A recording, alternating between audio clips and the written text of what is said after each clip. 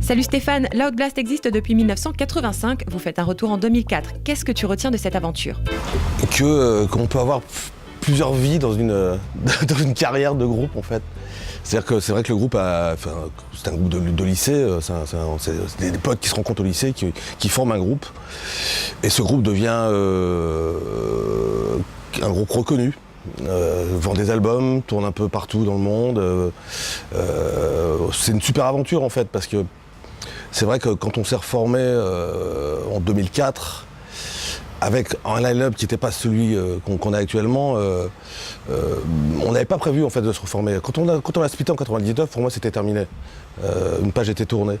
Et puis au bout du compte, il y a eu encore une espèce encore un temps de pause après la reformation. Je pense aussi le temps de se retrouver, de vraiment avoir envie de refaire des choses ensemble. Et pour ça, fallait passer un grand coup de balai peut-être aussi dans le line-up et essayer d'envisager autre chose. Votre dernier album est beaucoup plus dark que les autres, on se trompe ? Oui, c'est plus...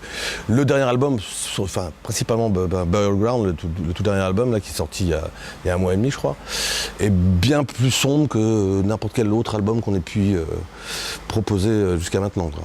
Alex Lenormand et Drakan, donc respectivement bassiste et guitariste, donc qui ont rejoint Loud Blast en fin 2009, viennent plus de la scène black et apportent d'autres influences. Alex a énormément contribué à cet album aussi. C'est un album, c'est un vrai travail de 4 personnes, un vrai travail de groupe. Et c'est vrai on a laissé à chacun, tout le monde s'est vraiment exprimé dans cet album. Et puis voilà, on a eu une année un peu compliquée aussi, on a perdu des gens proches. Il y a eu un enchaînement d'événements qui ont fait que cet album est devenu ce qu'il est. Un nouveau Loud Blast qui prend donc des risques. Le but est de s'intégrer dans la nouvelle génération ? Je pense. Après, c'est toujours un peu délicat de se poster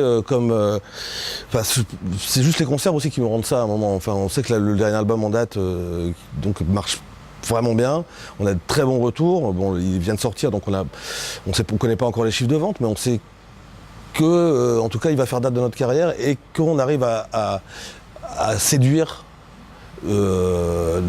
plusieurs générations avec notre musique.